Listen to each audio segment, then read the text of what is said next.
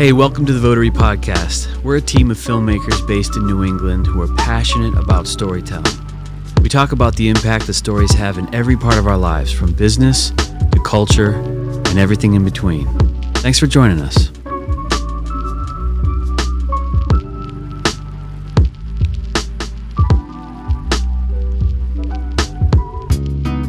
Welcome to the Votary podcast. This is Mike and Jamin and Chad and Chano. Here's the podcast where we talk over each other the whole time. We might connect it to some greater point, but you'll never know because you can't hear it. Let's begin. I know. Let's begin. All right, Mike, go ahead. Why don't you start?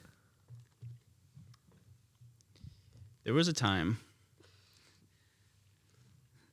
when I led, in quotes, a sales team at Votary.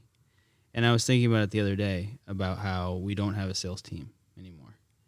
And at one point we had 4-person, if you count me, sales team. And we had like one filmmaker full-time, right? Was it you at the time? I think so. And now, Is this where I comment or I don't know. That's because everyone knows you don't need production. You just need sales. just make the sale and you'll figure it out. Like we obviously, This is awkward already. Well, what is it now? We don't have a sales force anymore?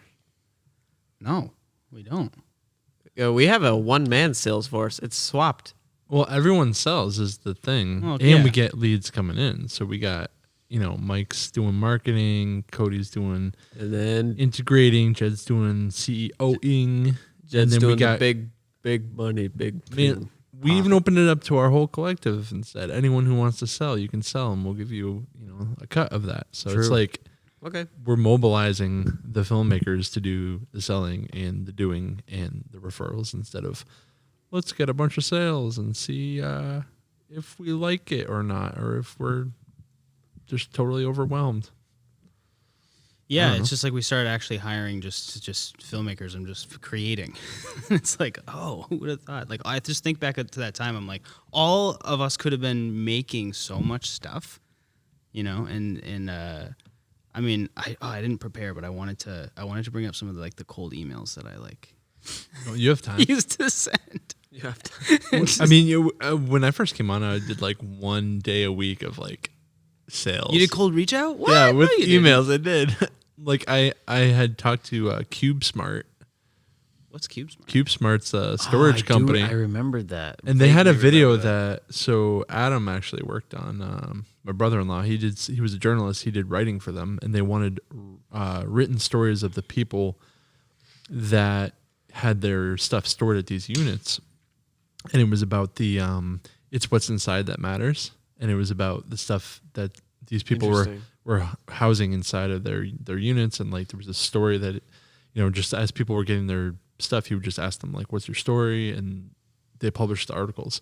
And so I emailed there's one on the highway here when I drove in, and I was like, I'm gonna email them about a series about it's what's inside that matters, and start to do video series. They had one video done that was really good, and I said, let's do that but better and more. And they were like, better. they're like, oh well, maybe we'll get back to you, we're kind of trying that ourselves. And then I just never, I'm not a sales person at, I was just let it go.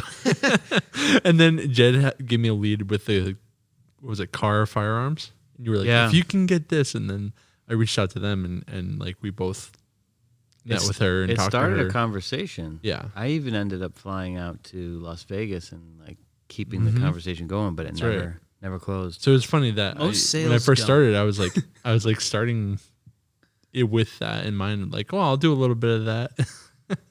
I mean, the most I'd ever done was When I first started, I think I was helping put an Excel or sheets or whatever. Come on. Yeah, just of companies that we could reach out to. Oh yeah, okay. Potential leads, prospects. That's it. Mm. I The mean, good I old gue- days. I guess it's growing pains anybody would go through, but it's just funny because I think we that's just what have it is. so. But so- we just hired like 3 people, and then we're not expecting anybody to send those cold emails. Or I know. anything. Well, And, like, there was a script. That's why I was saying that because I Yeah. think you or Jed forwarded me. It was like, here's yeah, 2 examples with links to the examples, and then this was the range. We set a price like right in the email. This is how much these cost. Like, let us know if you're interested, just to kind of like cut out the people who were looking for like a couple $100 or something. Yeah, Like we put the pricing in there, we put examples in there, and then we said like a little pitch of like yeah. how we can make their company like that. So that's kind of fun. But now it's not like that. It's just we go after So what's the. changed? Well, first of all, how Actually, maybe- many sales do you think we've gotten in our history that were originally from cold outreach? Well, I could say some of them Say a few. specifically. Well, NECC, Yep. that was a cold email. Still a client. Still a client. I mean, that's it. No, I'm just kidding. I can name probably No, there's definitely a 3 or bunch, but- 4 that ended up being decent sized jobs that came from Thumbtack, weirdly. Yeah, Angiodynamics was Thumbtack. That Fidelity Investments job, that was Thumbtack. For a while there, we were doing work with Gunnar Gluick. Mm-hmm. He was Thumbtack. Yeah. So yeah, it's as much as we poo-poo that outbound sales effort now, we do have. Thumbtack's inbound, right? Well, no, it's yes, it is because you're putting Yeah. your profile out there and Yeah. then it's inbound. You're right. You'll be able to see when there's a sort of almost like an RFP Right. out there, and then Right. you're like, hey, we're the best. No, we're the best. No, we're the best.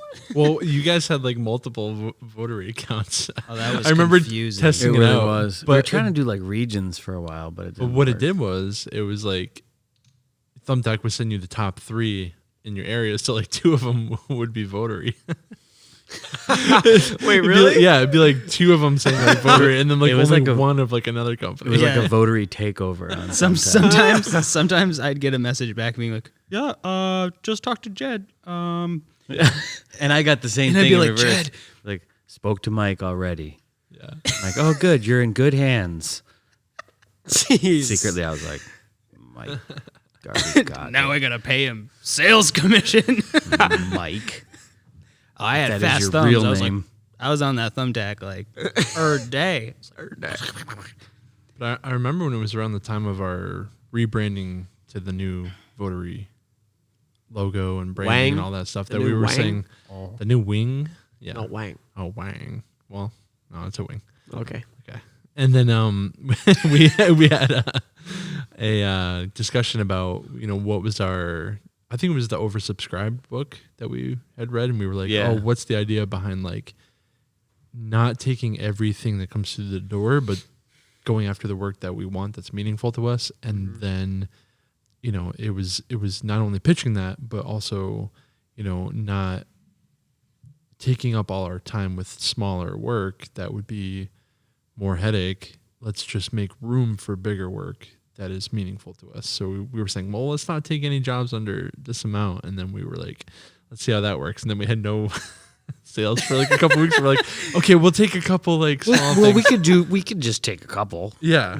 No, really, that's what happened. We were like, well, we'll just take a few. And then, we did nurture those into bigger. Yeah. I think like we took a brand story for Angio and a few other. Yeah, and then I think we adapted that strategy to say, look, we can break that rule as long as we do see X, Y, and Z. That's a bigger client, it could lead to bigger things, or we're low on that in the portfolio or whatever. Yeah. And that definitely has worked. Or utilizing our collective filmmakers on jobs that are, we still want to take it and we still want to nurture it, but it's not something we can do with our in-house crew. Like let's use someone we trust to handle it, and maybe we break even, but the freelancer made out, and then we're also nurturing a good relationship.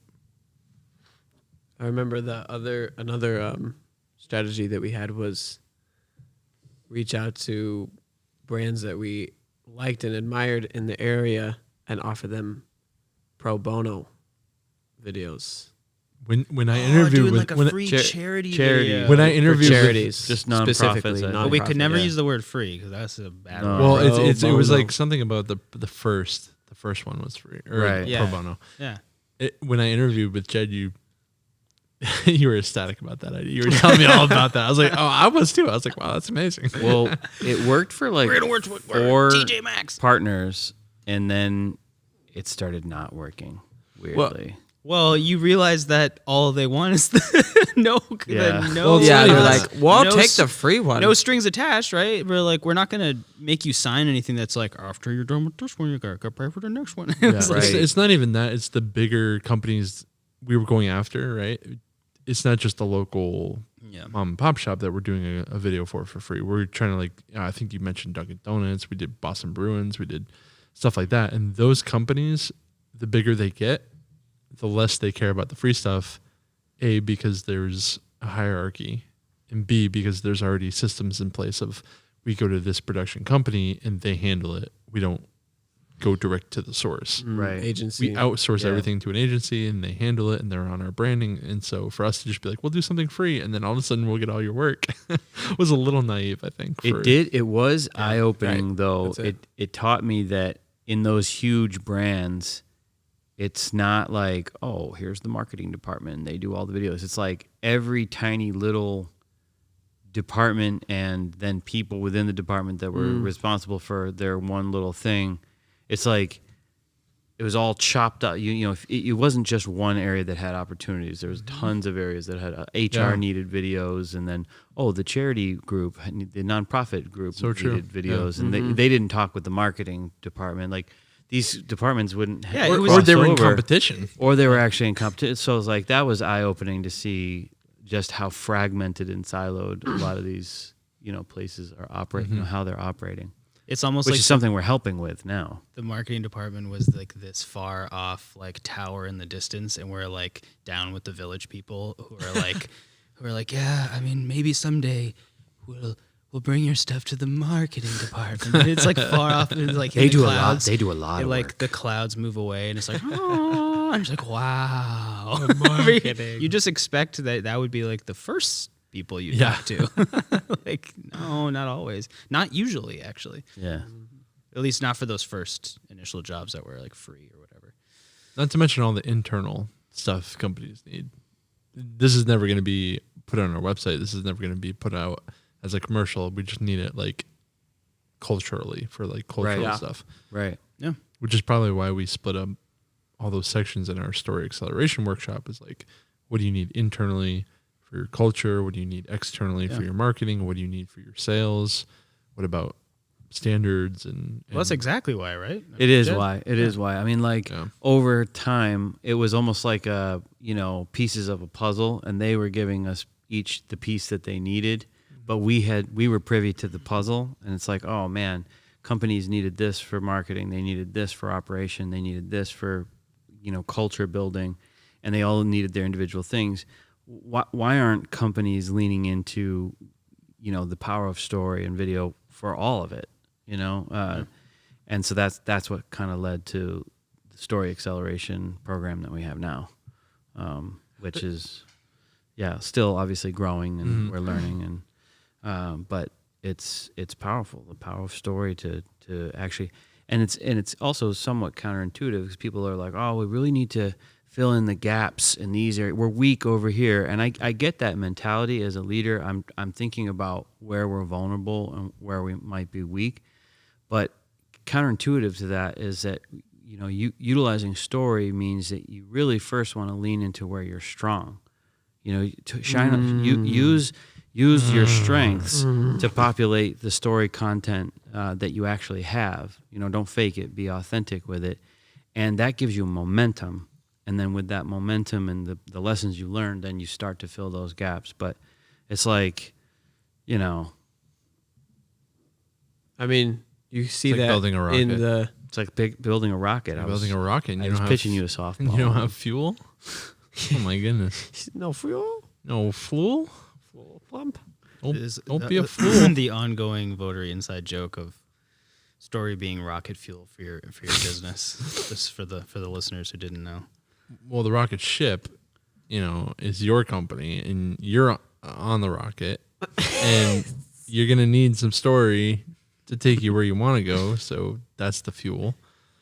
That's gonna go. But to Jed's point, like if you think about like passion is the fire. our internal. Oh, here we go. Everyone say. How are you gonna ignite the fuel? Go. All right. Passion. All right, Mike, you want to speak? Well, I was just thinking, like when you said that, like if people have an unhealthy internal culture, quote unquote, then the leaders kind of know it, and it's, and they love it. in some ways probably from the top down, which is like the hard truth. But then you focus on telling a story that's sort of already strong within the company, that maybe doesn't have to do with marketing necessarily, but then people can kind of rally behind that and get excited, and it does actually strengthen the culture. Is that kind of what you're getting at? Yeah, I exactly what I'm saying. Like, yeah. You want to lean into where you're strong, and then use that to build up all the other areas where you might be weak. If you don't lean into that, if you're just always trying to fill in spots where you're weak, you might be missing out on this great opportunity to actually leverage what you have. Right. So if you have an amazing culture, you could actually just show that, and it would be a great marketing piece. Right. To show what it's like to work here. It builds trust. Then you're getting the right talent. It attracts the right talent. Yeah, it shows people, potential customers that, who wouldn't want to work with people who love what they do, and the people that they work with, and like again, this trust building. That's just on the culture side. I mean, there are companies that need to see that you're operationally excellent. If you're showing that, if that really is your strength, then you're going to attract that customer. Mm-hmm. Well, yeah. What about somebody who's like a brand that is their bread and butter? Like the operations are smooth, everything gets out on time, like some sort of manufacturing or something. But like nobody likes their job. Their like leadership, it feels like really manipulative, or just like kind of whatever it might be. Their culture is kind of like and their marketing is just look at how great our ops are, and like we make great stuff. Yeah, I'm not saying you shouldn't keep working on those areas, but let's just take that example. If they are showing that their operations are awesome, then they're attracting customers that value that. Yeah. Right. And so the sales keep flowing, which is lifeblood that you need to then work on the internal culture. It's like if you died in between, well, then there's no working on the culture. But in that case, sales happen. You can still keep working on it, right? And I think that all areas pull up the other areas. If you're showing that you're operationally excellent, well, then that is a culture boost internally. Guys, look at how good we're doing. We actually are good right here. That's a boost internally. So you are actually helping to fix that, slowly. I mean, there's probably other things you can do too, but each area actually does pull up the other areas as well. I think it's in the way you would do that, because I could see it working. I could see it being counterintuitive also. I don't know if... Well, it comes back to being authentic. Like if they were to try to point out how great their culture is when it's not, everybody would know it. But when they point out the thing that they are good at, that's authentic. And from the inside out, it starts to actually boost everything. Yeah, well, I'm almost thinking like, what if you did like just like a product marketing kind of piece? This is all hypothetical. I'm not even thinking about someone specific, because we have had a lot of manufacturing clients. So I'm not like, I'm talking about you, but like. Just say you have like, the output is, really high quality, and you're doing like marketing that's just like product focused, but internally people aren't feeling anything from that, because they're like, yeah, we know we do great stuff, and you're just like showing that, but like the way the company is led is rough. It's like we're almost pitching that, well, you can story can help, elevate your culture, and it's like it's in some ways it's like it's not really up to us, right, to like come in and be like, oh, here's how we can help you in this area, but like you could tell someone's story internally who is making that product, or help making that. They're helping make that and Yeah. highlight them where it's like, well, now it's not so much about the flashiness of it. It's more about like here's somebody who shows up to work on time, has been here for 20 years. You all know his or her name or whatever. Like, you know what I mean? Like, Yeah. I could see that being something. Well, a lot of times we get attracted to the companies that have good culture and kind of repelled from the ones that don't, because it's harder to work with companies that don't have good culture, because we're coming in and saying, let's be authentic. Let's tell some really Let's cool expose stories. like the things that are already You know, there. a but- lot of times we'll even say like, let's tell things that didn't go right, and let's like talk about them and like put that out there. And Man, like, people have tough time with that. Yeah, Yeah. I mean, but it's remember, hard. like I'm with Donald Miller on this. We are the guide, right? They're the hero. We're the guide. So it is up to us to guide them toward the things that we can authentically shine a light on. In that case that you were just using about a product that's just pointing out the product, like I think about our Venn diagram, the 3 circles, and that's not close to the center. We have those 3 circles, and the editor maybe puts it up right now, hopefully. And like it's our job as the guide to figure out what is their why, bring that into the story. What is and the more we do that, or who and how does it affect the world? How does it change the world? The more we do that, the more towards the center of those 3 circles, marketing, operations, and culture, it overlaps all of them. And then that's what I mean by it's lifting all of them up, the closer to the circle. The one you're saying where it's just product only, it's to the outside. It's only in the marketing side. Yeah. And it doesn't touch on those other things. And it's only like it's only going to go so far. It's only going to do so much for you. It's not leveraging all of what it could holistically. How did we what's like the origin of the story acceleration process? Where did that come from, and how did it start? It sounded like you started to get into it like when just experience, right? Like Yeah. It was like I said, it was kind of a puzzle, right? People kept coming to us with saying the thing that they needed. Oh, we really want to, we need these things that are just going to be shown internally. They're just to boost our culture. And I just kept hearing that. And then there's other areas where we're working with these lean consultants, and they're like, we got to figure out how to teach standard work. We need to, these are large companies. This is scaling up. This is, one person doesn't teach it the same as the next person. And we need it to be engaging. So it's either funny or it's like good drama or something. But they're films that are actually teaching operations, standard work. And then, of course, the old standby for forever, since the beginning of Votary, most people were coming to us for videos for marketing. Mm-hmm. So always we're hearing that, And I'm like, one day as I was thinking about our own IP and thinking about what assets we have and what value we bring and what is our niche, I just kind of started thinking about, well, those are the 3 main things that make up this holistic thing that is an organization. You got marketing, you got the fulfillment, marketing and sales, I put it in the same thing. You have the fulfillment, that's operations. And then how well is everyone working together? How much do they like it? How much are they thriving? That's culture, right? Mm-hmm. So I'm like, those are the 3 tent poles, right? Those are the 3 most biggest areas that we can have a tremendous effect on with story. And so it just kind of led into this thing where we're like, all right, if we paint that picture for our customers, and actually they take the story score assessment, and then that leads into the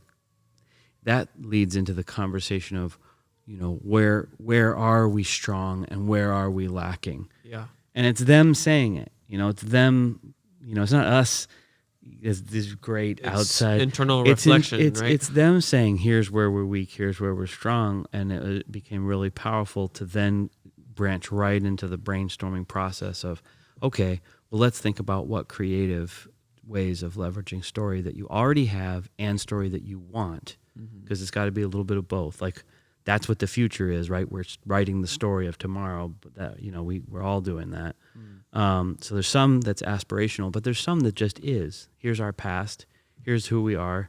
Here's what we've got already, and then like that sort of led to like I said, if you lean into that, then it shapes tomorrow.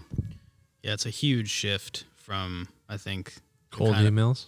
But also like the classic marketing agency thing where it's just like you have a list of things that you bring to someone that you're like putting on the table. It's like, well, you guys need to be doing this like right off the bat, you know. It's like these are our services. And everybody pees their pants. It's the coolest. Where Sounds like You're not cool if you don't pee your pants.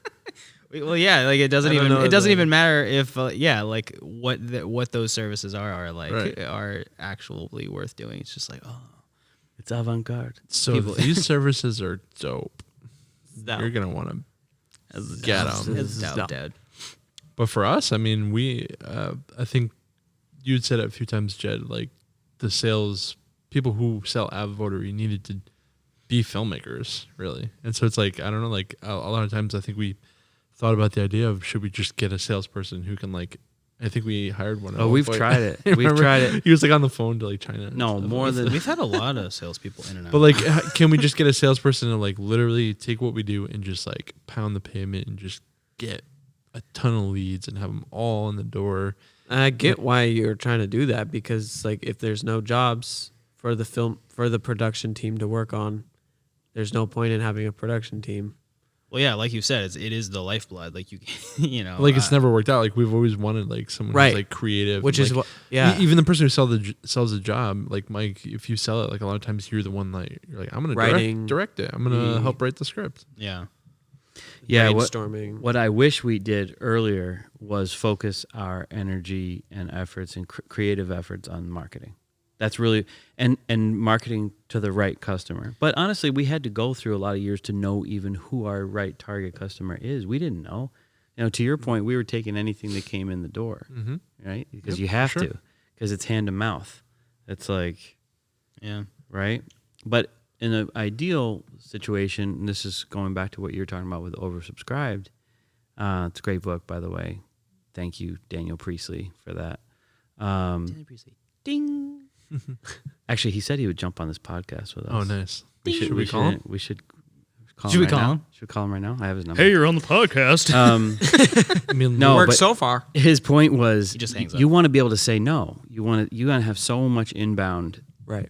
Inquiries that you're saying no to the ones that just aren't a fit. And by the way, that's painful. Maybe we're scheduling out the ones that or are you're just fit. saying no because it's just not like the right. It's not the right fit. Not just like the right budget. But you're saying okay, it's 2020. It doesn't fit our mission. We're gonna get that and really, in the words of the Japanese, no for now. No for now is that's because we're sometimes people will come back around and it's great. It becomes a better fit later on. Well, we have said no to jobs though that were just like not. We just didn't agree with the type of content. Right. Like we just felt like. Or did you make them say slimy? No? We were like, just the act of making this would make us feel slimy. There's it's not just saying no. It's saying let's schedule you for. We're booked up. We have an amount that we can do, and we're going to book you out. It's like knowing your limits, knowing how much you have, knowing, it's like not just going to everyone else saying, please give me work, but, when you're doing good work and you're getting good referrals and you're able to have people come to you and say, like, we want you to do our marketing. We want you to do our operations videos. And you're saying, yes, we want to do that. Here's our capacity. It reminds me of how, like, most days when I come in, Jono's always coming asking to play chess. And I have to say no. And you say you want to play Smash because Bros. I'm like, no, I've got a lot of empowered editing to do. I have a solution for that, for the chess problem. I'm gonna buy you guys a speed chess timer. Okay, that's a good idea. Nobody ever wants to play chess with me. Limerick tried it because you're too good. I've played like 3 games and I think I've lost. Wait, ever? 1, 2? And then you played? So no, weird. I mean with you guys. No, I know. Didn't you play with us? Just messing with you, John. We tried it on the app. I mean, Jamin was just doing reverse psychology because he's the one. It's okay though. But you're saying I'll take the blame. You're saying that it's better to be booked out. I gotta say, talk about the need for being vulnerable or whatever. Here's a kind of a vulnerable thing for me. Whatever. Or whatever. Or whatever. Here's a or whatever. I know men don't do this, but I'm going to share my feelings.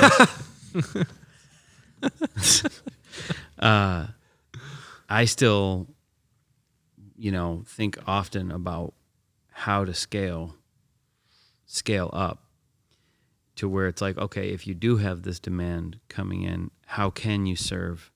Is there, how do you flex with it? And that's not always the right thought. Like you're saying, it's better to be booked out or whatever, say yes to the ones you can say yes to. But it's still hard to say, for me anyways, to say no. I tend to think of it like, oh, what can we do to flex up and be able to say yes? What do you mean by flex up? Well, I mean like, okay, so if because flexing has a funny... Oh, no, I don't mean like that, like the modern... I mean... It has like a funny connotation. I mean, be flexible. I mean, be... okay. To be able to scale. Okay. But, because we set these standards of what we will and won't take, and then something may be outside of that.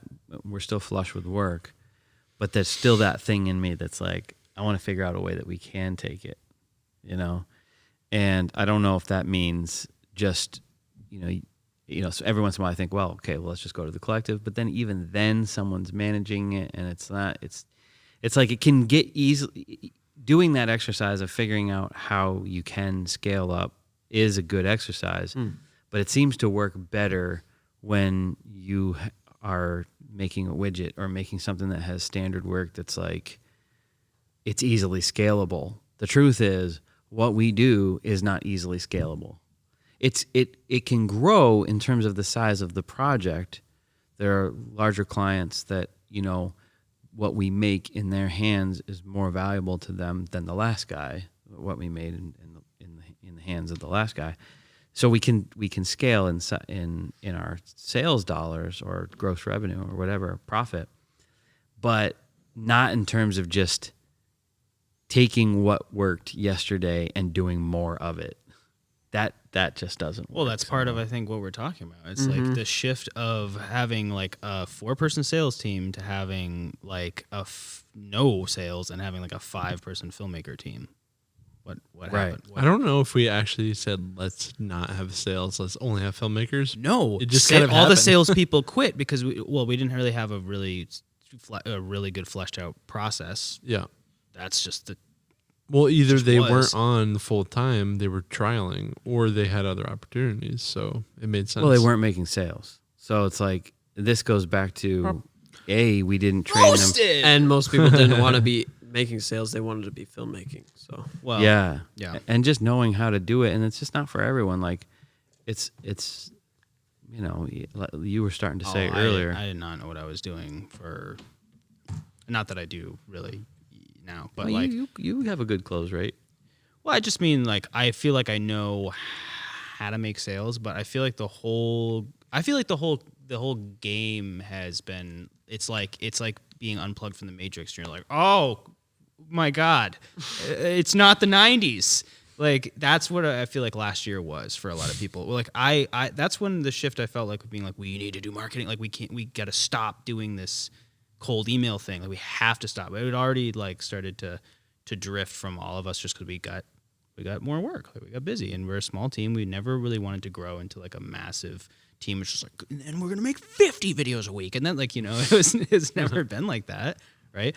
But like the moment I was selling someone, it's always just like, let's start a conversation, right? But I don't know, just something inside me was just like, this person might have like a family member that's like dying or something, or like just like this weird, like, I don't know, just like, like I don't think people are gonna want to talk about this stuff. Like you're talking about the difference between using scripty manipulation tactics and just having relationships. No, I don't. Well, no, I don't think, because I don't think we ever did fully that sort of like, manipulate someone into buying. Shake my hand now. Say yes. Say it. Like we never, we've never been like that. It's just, I just felt like just sales in general.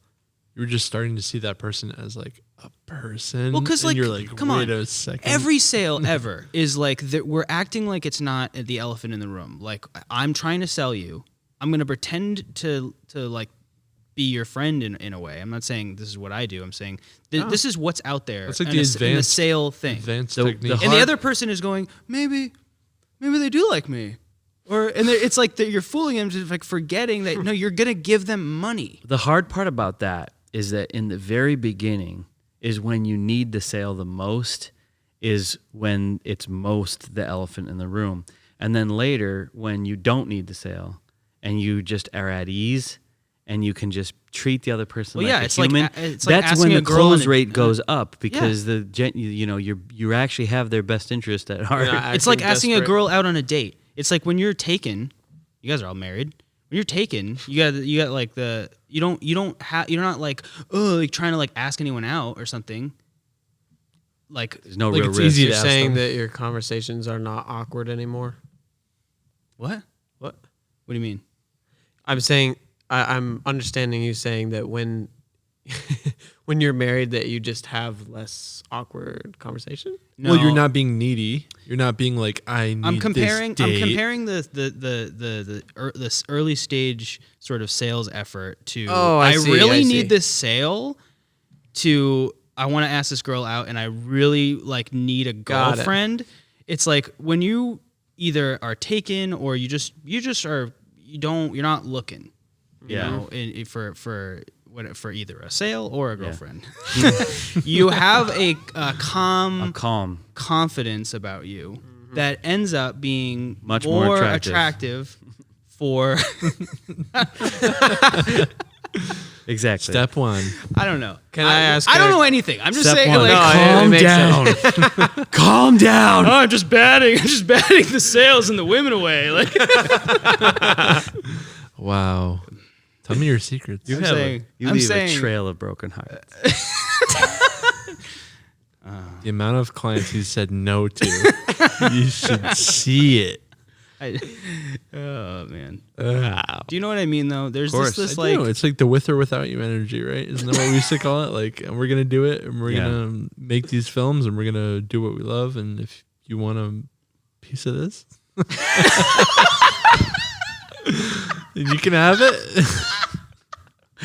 I can't wait to zoom in on that moment I know. in the video and just I want to That's my marketing for all of 2021. I hope you know that. Yeah. Just that moment. No. You want a piece of this? I feel I don't know. Am I the only one who can't stomach like that whole sales thing? Like The YouTube it's ad. it's I love the fascinating YouTube to ads. me. Just that whole thing of sitting down. It's one thing if there's already been a conversation that someone sort of initiated for a particular reason. Like obviously everyone's got to make sales and you have to have those conversations, and there is psychology that's helpful. And if you're nervous in the beginning, especially, it's like, well, yeah, it's understandable because it's like you're nervous because the whole situation's awkward. You're basically being like, if you give me money, I'll give you a thing. And it's like if you're not like, if I'll you're give not you a like, thing. and here's how great the thing is. are you and just so you know, Really it's great. like valuable. Well, it's pretty hard too valuable. when people don't understand what they're paying for, you know? And, Yeah. and that's the disconnect with cold emails is you're emailing people like, you ever thought about videos before? You know Well, what the videos do? The difference between that and being Boom, like that's all this. That's all you need to say in the cold email. the difference And between they're like, yeah, I do. I want them. the email. thought about it. Difference between that email and just having someone come by the office, meet us, hang out for half an hour, watch a couple videos on the TV, like that. Then it doesn't matter how much it costs. Then we don't follow up with them. They're Well, one is emailing, relationship building, calling. Exactly. and the That's other what I'm getting is at. Instagram messaging. Nothing. It's signaling. Yeah, it's one night stands. Yeah. Are you really ever going to be fulfilled that way? As a client, I mean.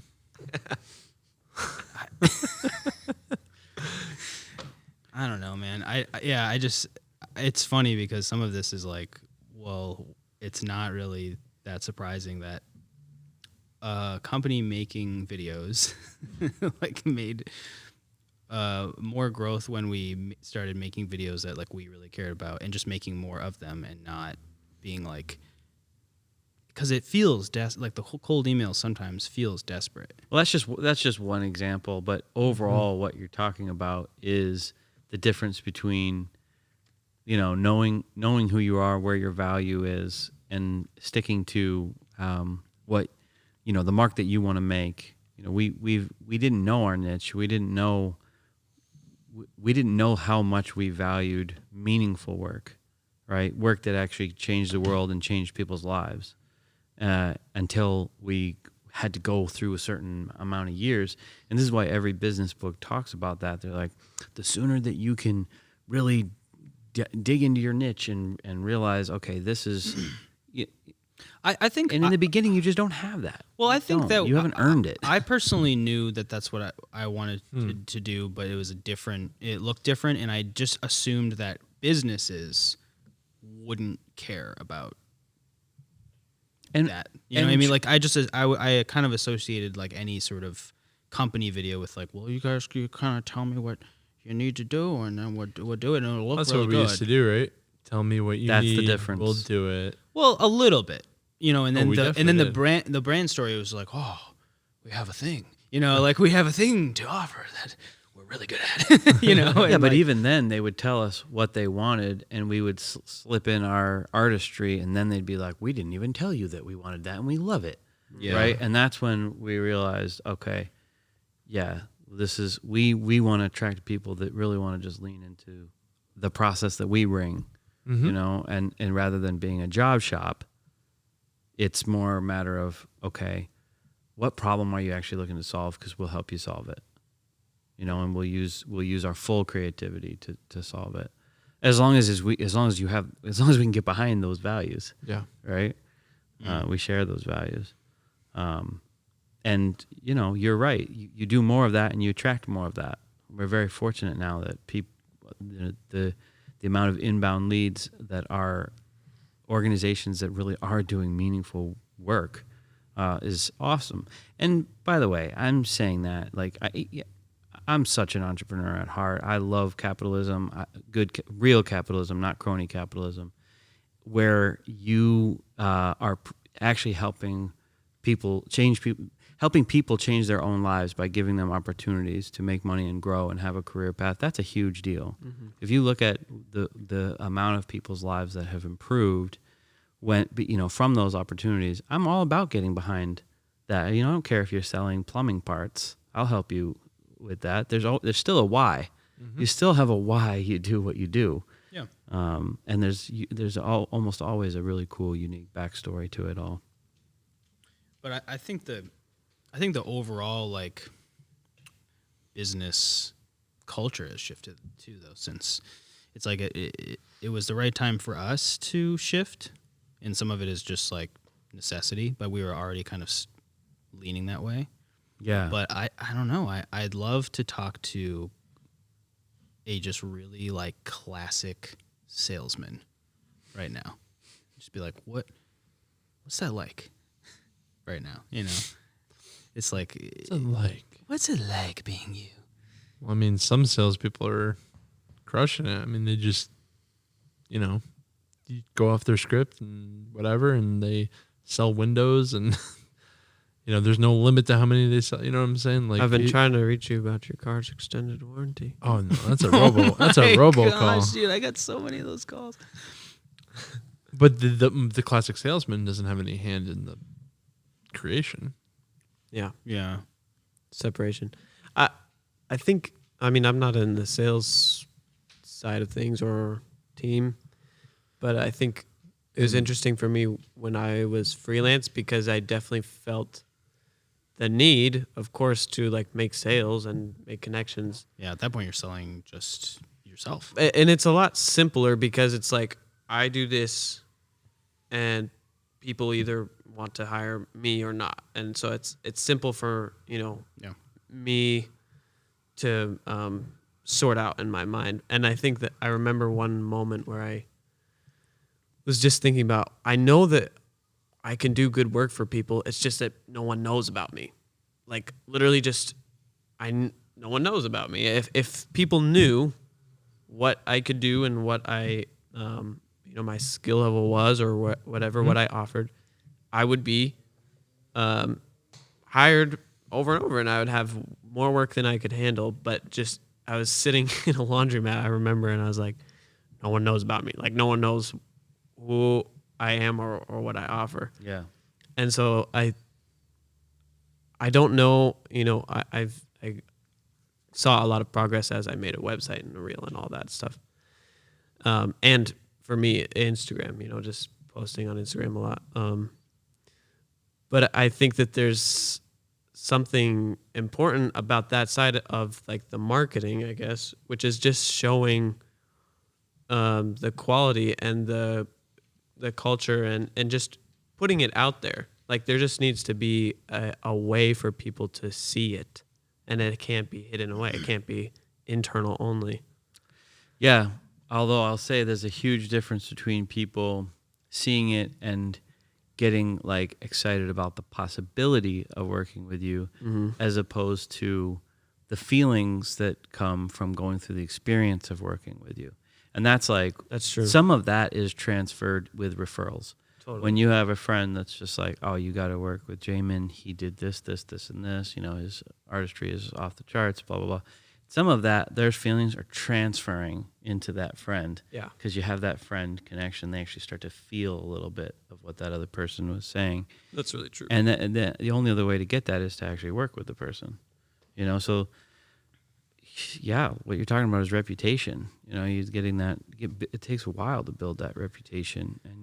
But you know what? Leaning into that process. And that's what's happened with Votary too, is the more that people have worked with us and, recommended us, it's that, word referral. Right. That just people do enjoy working with us. And we keep it really down to earth and personable. And we make podcasts that ramble on and on and have almost no structure. I like that. Almost. And now we're at the rambling part of the podcast where we can do a 10-minute ramble. We should cut. You know what we should do? We should cut into the podcast like when it's already going, and just like make. People don't know that it was just trash before that, but it sounds like they missed all this amazing gold because you're coming in full swing. That's what authentic marketing. That's what we should do. Wait, you're saying just cut out lots? Jed, cut out that's the whole what beginning. We've done every time. Okay. Okay. Yeah. Because every time we start, you can tell how many times I've listened to this episode. Every time we start, it's like 5 minutes of like nothingness. Gargling. We're just like we're just chewing. That's why you're fine with it, and I'm over here going. That stuff's the good We should stuff. open a little better than this. Well, sometimes we just don't. Jai have did an have some opening. feedback. He does think we need to open better. Ooh, I agree.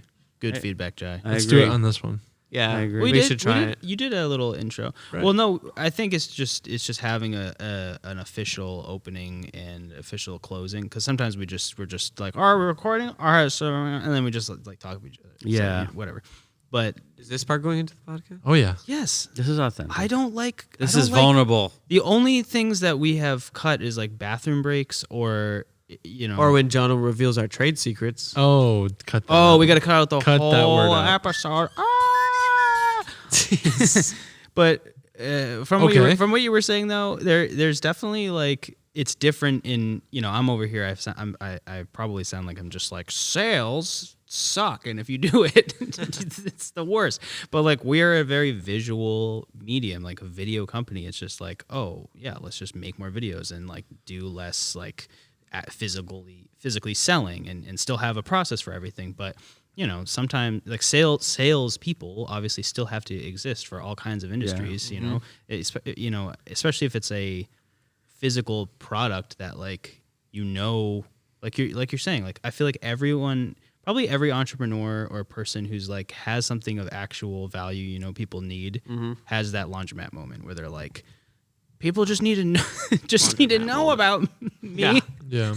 And then they would be so stoked on And this then thing. they hire Votary to make the video that tells their story, and then they put it out there. Oh man, Mark, what's your laundromat moment? Hashtag. Jamin sat in a laundromat just. Well, I was sitting there because they had free Wi-Fi. Oh, Perfect. And it was right outside my apartment in Boston. Nice. So I just got So the moral of the story. What was your resolution to your conflict? my resolution. Come work here. Coming? You have to worry about it. No, I mean, I'm really thankful for the time that I had because I felt like I got to a really healthy place as a freelancer before I came back. Well, and we had basically become a different company. Yeah. Moved into this space. So the moral is relationships are more important than outreach. 100%. And you were just talking about, you just said, "Oh, sales are better." Like, do you sound that way? Not really, because ultimately that is what we're saying. Yeah. Relationships trump it all. And I was thinking about, Oh, don't say that. oh shoot, can't use the trump Just card kidding. anymore. I thought you said trumpet. You know, here Biden the all. only people who ever have been able to sustainably close sales, nurture sales, close sales are producers, filmmakers, and traditional For- producers are for us. salespeople. That's what I was about to say. Is Sorry. traditionally sales. We can rewind. Oh, thank you. So that no, you say it, please. Traditional producers on the film set are salespeople. Well, they're building relationships, and they have to. They have to build bridges. They're good people. They have to be, because they're not only, crewing up and getting the right people for the jobs, but ultimately a lot of times they're selling the piece or getting it on distribution. They're pulling the money together to make it. They're the people. And that is what sales is building relationships and building bridges. So, when it's no surprise that the people currently in our organization and in the past that have done well nurturing and closing sales were good producers. Yeah. And that's not even to mention that they were or are passionate about storytelling in the filmmaking process too. That comes through in the conversations with the clients. Big time. Yeah. So anyways, relationships. It's That's just the key. it's weird how sales have become such a thing. Like In the economy? Yeah, like I guess even looking back at history, like maybe, it wasn't always called sales or salesmen. It was you provide a service, you build relationships with the people in your town or village or whatever, and it's an exchange. Like it's just mutually beneficial. But then at a certain point, it became, I'm a salesman at this big company. And well, if you're good at the people part of it, the communication, and like you could all day, every day talk with people. yeah, Then that's a little different than, because I know I grew up around engineers. My father was an engineer. He could sell, but he didn't try to sell. It was just all he was ever really doing is getting creative with his engineering ideas with people, and they were inspired. But there were some engineers that could not hardly say two words to someone. They had to live in their engineering world. And then there are other people who are sales engineers. They don't engineer hardly anything. They just know about it. They have good knowledge about it. They can talk all day about it. So let's wrap it up. Wrap it up. Yeah. Okay. So if you would like to come sell at Votary, So we're in desperate need of a sales force. so we really need sales. Please respond. No, but truthfully, if We need you. and if you do voiceover, don't I'm contact sorry. us. Also, clients, please work with us. We need to tell your story.